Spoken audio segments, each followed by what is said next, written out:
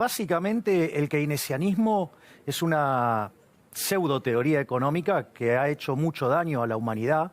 Y de hecho, uno de sus críticos, Henry Hazlitt, decía, mira, en la teoría general, todo lo que es bueno es robado. Y todo lo que es nuevo es malo.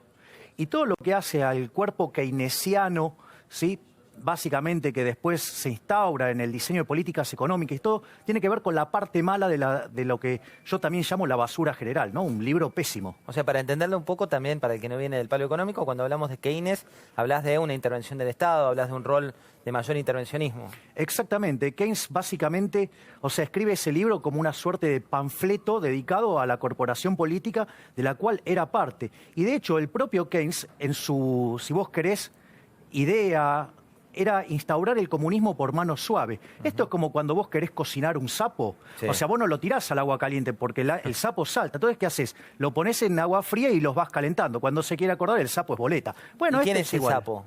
El sapo es, digamos, el capitalismo, por decirlo de alguna manera. Entonces, vos fíjate que esto fue tratado por Hayek en lo que se llama camino de servidumbre. Cuando vos aparece alguien en una poltrona que no le gusta un resultado del mercado, propone la intervención del Estado, que siempre es violenta y dañina sobre la sociedad.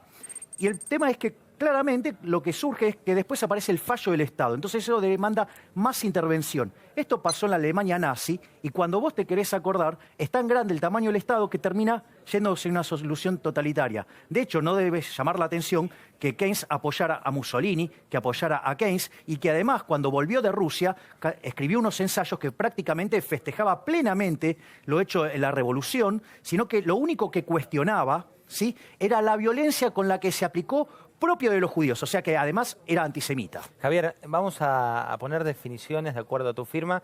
Yo te doy nombres y vos le ponés 140 caracteres. Axel Kicillof. El peor ministro de Economía de la historia argentina.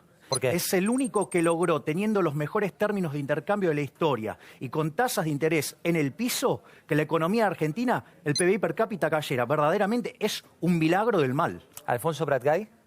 Un keynesiano tradicional que básicamente su irresponsabilidad dejó un nivel de desequilibrio fiscal que vamos camino a 12 puntos de déficit fiscal en términos del PBI, uno de los más grandes de la historia, en un contexto donde las tasas de interés internacional, en especial en Estados Unidos, van a empezar a subir, con lo cual dejó a la economía en una situación muy complicada. ¿Quién fue el mejor ministro de Economía argentino?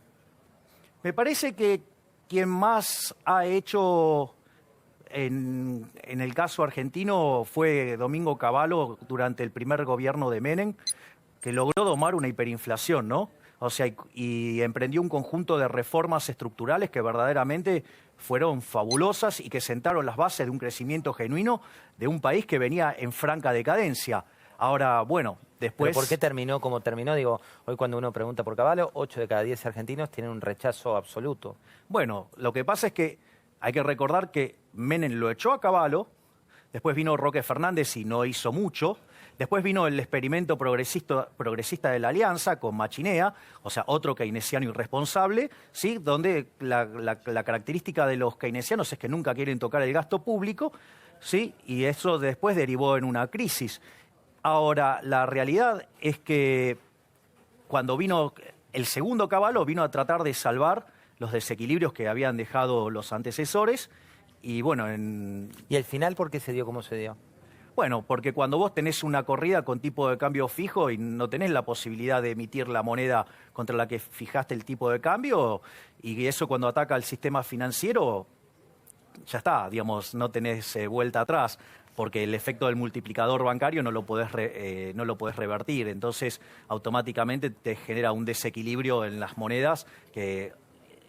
digamos, bueno, por eso derivó también en un corralón y Alcatraz. Javier, cuando uno mira la economía argentina va de un lado al otro, digamos, a veces crece, después vuelve a caer, en los últimos años mantuvo un ritmo de decrecimiento o no crecimiento. ¿A qué lo atribuís? Porque yo creo que estamos atrapados en una lógica populista. Es muy interesante cuando vos mirás el hecho estilizado, porque suponete que vos te enfrentás a una crisis, ¿sí? En general las crisis en Argentina son de origen fiscal, ¿sí? Ahora, ¿qué es lo que pasa? Una vez que la economía entra en una profunda crisis, de modo tal que licúe ese exceso de gasto público, ¿sí?, entonces, ¿qué pasa? Empieza el rebote, ¿sí? En ese tramo vos lo que tenés es que se empiezan a aplicar políticas monetarias y fiscales expansivas, entonces la economía rebota, ¿sí? Pero ¿qué pasa? Esa es la primera fase del populismo. En la segunda fase, ¿vos qué es lo que empezás a ver? Que empiezan a aparecer los cuellos de botella. Es decir, esos cuellos de botella que se te empieza a acelerar la inflación, tenés problemas en el sector externo, ¿sí? Y en general, digamos, ¿qué es lo que hacen los políticos? En lugar de resolver esto, ¿sí? Tratan de ir por controles, tratan de reprimir las señales en lugar de ir sobre las causas. Entonces, ¿cuál es el resultado? El resultado es que después deriva en una nueva crisis y esa nueva crisis hace que la cuarta etapa, ¿sí?, se vuelva a ser otro programa de estabilización. Ahora, ¿qué es lo que pasa? Como en todo ese camino vos estuviste estimulando el consumo por encima de las condiciones verdaderas de la economía, vos te comes el ahorro. Al comerte el ahorro te comes el capital. Al comerte el capital, el producto per cápita cae. Entonces lo que vos tenés es que el producto per cápita cada vez va siendo menor. Entonces, mirá qué interesante. Fíjate que en los últimos 40 años Argentina duplicó el tamaño del sector público. ¿Sí? Con esta historia de la justicia social, de la redistribución del ingreso. ¿No crees tampoco en la justicia social? No, la justicia social es una farsa. O sea, no hay nada más injusto que la justicia social. Porque en realidad es un acto violento. Redistribuir el ingreso es un acto violento. Vos fíjate esto, es un castigo al exitoso. Eso penaliza el crecimiento. Vos mirá esto, suponete que yo tengo dos personas, ¿sí? Una que básicamente un día, mirá, no tiene más que segundo grado y estaba mirando a su mujer. Y cuando la ve a su mujer presta a ir a la cama, dice, pero yo tengo que inventar algo para que anden así las mujeres, ¿sí? Entonces inventa la bikini y se llena de plata. Y al lado tenés otra persona que hizo, digamos, su grado, su maestría, su doctorado, su postdoctorado, y se dedica a estudiar la patita izquierda trasera de las moscas. Evidentemente, el mercado, ¿qué es lo que hace? El mercado premia a quien satisface mejor las necesidades de su prójimo, ¿sí? En un contexto, además, que se relaciona con la escasez. Cuanto vos más exitoso sos en satisfacer los deseos de tu prójimo, el mercado te premia y te llena de plata, ¿sí? Entonces, fíjate esto, vos te encontrás con que el que inventó la bikini, lleno de plata, y el otro, que se mató estudiando, digamos, en una situación pobre, por decirlo de alguna manera. Entonces, supongamos que el hombre de las bikinis tiene dos autos y este tiene ninguno. Entonces se siente profundamente resentido porque mirá todo lo que estudió y no tiene auto, y el otro tiene dos autos. Entonces, ¿qué forma puede lograr para hacerse de un auto? Bueno, la primera es buscar algo que satisfaga al mercado y de esa manera conseguir tener un auto. Sin embargo, hay otros mecanismos que difiere de ese. Uno es ir y robarle un auto, pero claro, eso es muy feo. Entonces, ¿qué hace? Va y llama al matón del barrio, ¿para qué? Para que lo intimide al hombre que inventó los bikinis, para que le dé un auto a él, ¿sí? Entonces se siente tranquilo. La famosa redistribución del ingreso, la redistribución de la riqueza, es decir, un acto violento. Es un acto violento donde castiga al exitoso y premia al envidioso. Y cuando una economía entra en eso, que es básicamente la idea de la justicia social y del populismo, te hundís. Y eso es lo que pasó en la economía argentina. Vos tenés que se duplicó el tamaño del sector público en el PBI y el número de pobres se multiplicó por 6. Entonces, ¿qué es lo que pasa? Cuando vos castigás al exitoso, se castiga el proceso de acumulación de capital. ¿Y sabés a quién termina perjudicando más? A los más vulnerables, porque esos son los que no tienen capital y que necesitan del capital para ser más productivos y tener mejores salarios. Entonces, la redistribución del ingreso lo único que hace es castigar a los más vulnerables. Javier, ¿qué economía tuvo éxito llevando adelante lo que vos planteás? Mirá, el mejor ejemplo lo tenés en Argentina. Argentina, en la década del 80, en el siglo XIX, implementó las ideas de Alberdi y las puso a cabo. Y después de 32 años, en 1912, Argentina era el país con el quinto PBI per cápita más alto del mundo. Entonces, digo, no es que no funcionó, ni siquiera necesito ir a buscarte un país en otro lado. O sea, ¿por qué? Porque funcionó en Argentina. Eso nos hizo un país rico. Y sin embargo, o sea, vivimos de espaldas a ese modelo de país que está plasmado en la Constitución de 1853 en las ideas de Alberdi. ¿Qué opinas de Donald Trump? Mira, yo me parece que la cuestión de Donald Trump tenés que mirarlo desde...